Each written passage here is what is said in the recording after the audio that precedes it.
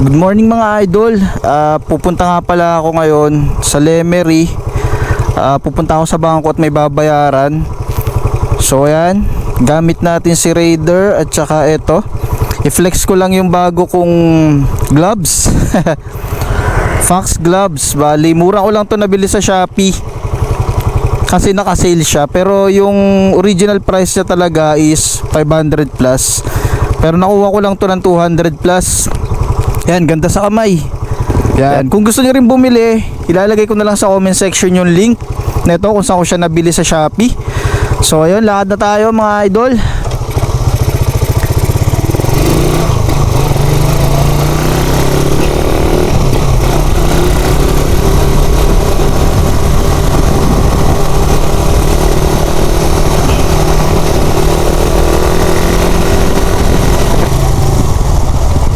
Cool. Palimere. Yun, nakita pa nga natin yung ating pinsan. Papalengke ata siya.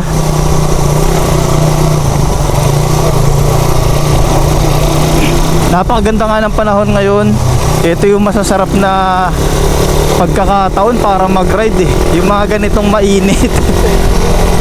Mas okay na mainit kaysa sa umulan. Dahil syempre stranded pag naulan. Nga pala itong aking Raider, Gen 1 nga pala to, tapos kinahahan ko lang ng reborn. Syempre napakatanda na nito, lolo na to eh, 2006 model. Kakaano ko lang nito, kakatawag doon, top overhaul ba tawag doon. Kasi parang hindi ko siya masasabing refresh dahil hindi naman ako nagpalit ng clutch lining. Kumbaga binuksan lang yun sa may head. Tumukod kasi ito. Bali, yung pala yung pakiramdam ng tukod. Akala ko nung una may problema lang sa carb, kasi nawawalan siya ng minor pag bagong andar mo. Napakaganda naman ng idle nito, ng minor nito. As in, nasa 1.5 lang talaga siya, tapos hindi magalaw. Tapos nagulat na lang ako, nito lang naging bumababa hanggang sa mamatay yung makina. Pero pagka yung naitakbo ko na siya ng medyo matagal, okay na yung idle niya.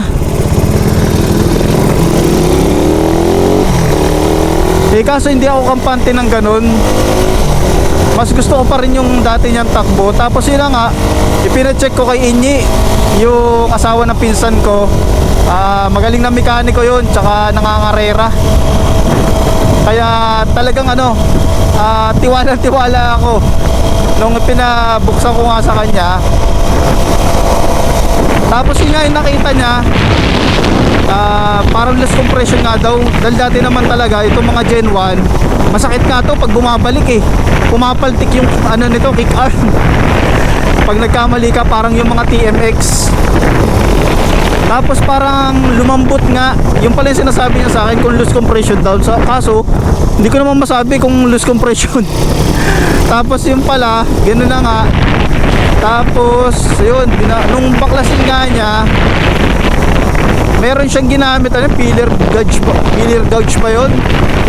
Nung ipinapasok niya, hindi may pasok dahil tukod nga daw. Tapos yun, binaklas na nga niya ng binaklas.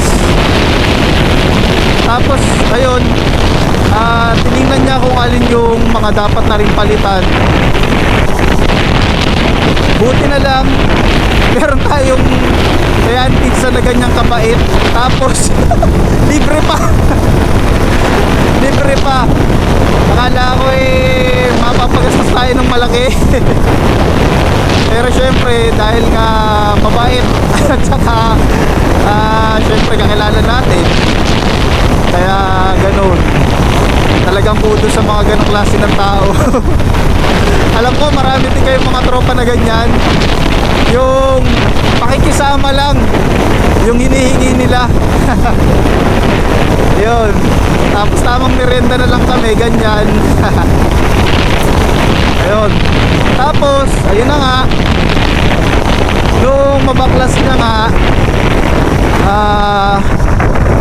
Okay pa naman yung mga ibang pyesa. Tapos ibang klase nga talaga pag Gen 1, parang napaka-tibay.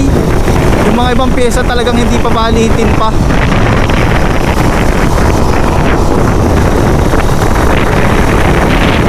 Sarap sa kamay nito mga idol, itong ano ko, gloves ko.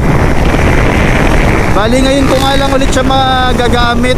Bali pangalawang beses pa lang. Tapos malapit lang yung pinuntahan ko nung nakaraan. Ngayon ito medyo malayo-layo. Ang komportable, hindi siya mainit sa kamay, tapos hindi siya nakakangalay. Meron din siyang rubber dito banda, kaya kumakapit.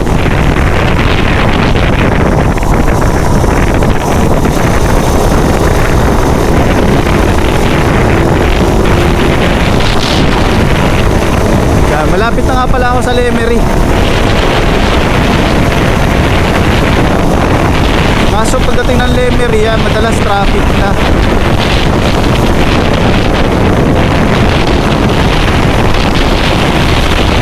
Salamat pala sa mga nanonood sa akin, sa mga followers. Yan, salamat po sa inyo. Yun, 33k followers na nga pala tayo. Nagulat din ako dahil biglang umangat. Meron kasi ako nag-million views na isang vlog, isang content. Tapos nagulat ako, ganun pala talaga pag tinulungan ka ni Facebook. Talagang isasuggest niya yung page mo sa madaming nanonood sa Facebook. Tapos nagulat na nga lang ako dahil ano lang yan 5k followers. Tapos nung chinek ko biglang naging 11. Sunod-sunod na araw yan, parang 3 days lang. Nakita ko 17k followers. Tapos yun, tuloy-tuloy pa rin hanggang sa ngayon. Nag 33 na. Pero ngayon medyo bumabagal na ulit. Kaya kailangan talaga natin gumawa ng content para naman magtuloy-tuloy yung pagdami ng followers ko. At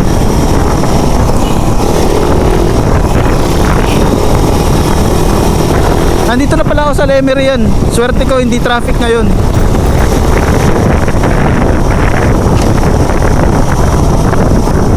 Sana pagbalik ko ganun din. Sana hindi ako matraffic.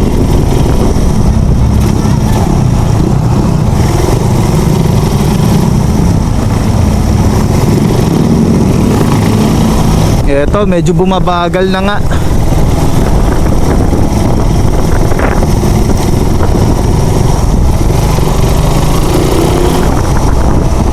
Kailangan nating sumingit-singit na dahil medyo matraffic na.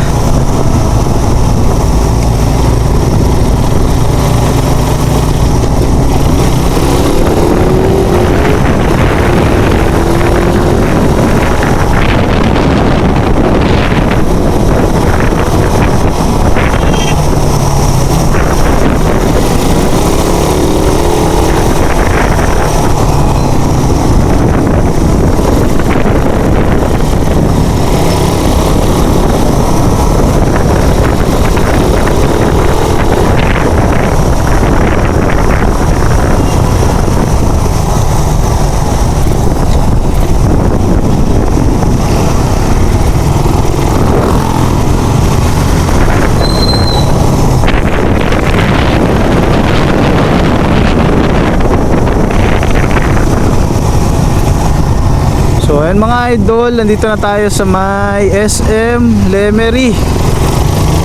Ayan, sa mga taga dito po sa atin, shoutout po sa inyo. Ayan. Ito lang yung malaki-laking mall na pinupuntahan namin dito. Saka yung pala yung Centro Mall, pero yung nadaanan natin kanina, pero mas malaki naman tong SM. Bilang na bilang talaga yung mga pwede mong mapuntahan or galaan na mall. Hindi katulad nung nasa Maynila pa ako, doon pa ako nagtatrabaho. Grabe bawat lugar talaga may mall. Dito ang mga mapupuntahan mo, yon nakagandahan dito, mga beach, kasi dahil Batangas ito eh. Lalo na ngayon, magsa-summer na, magma-March na, tag-init na ulit. Kikita na naman ng malaki ang mga resort, at marami na naman syempre yung mga taga-ibang lugar ang dadayo dito sa Batangas.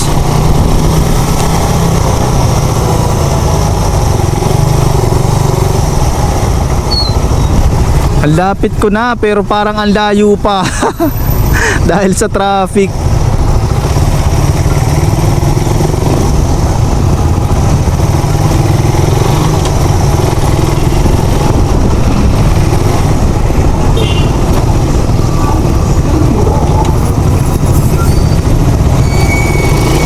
Yon, nakalusot din.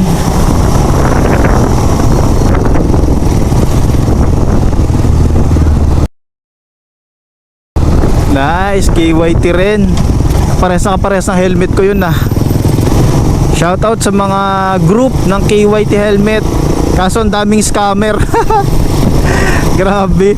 Yung kaya pala napakamura ng helmet na KYT yung binibenta, scam pala. Ang daming na-scam. Nung nakaraan lang nagtingin-tingin ako doon, may mga na-scam na naman.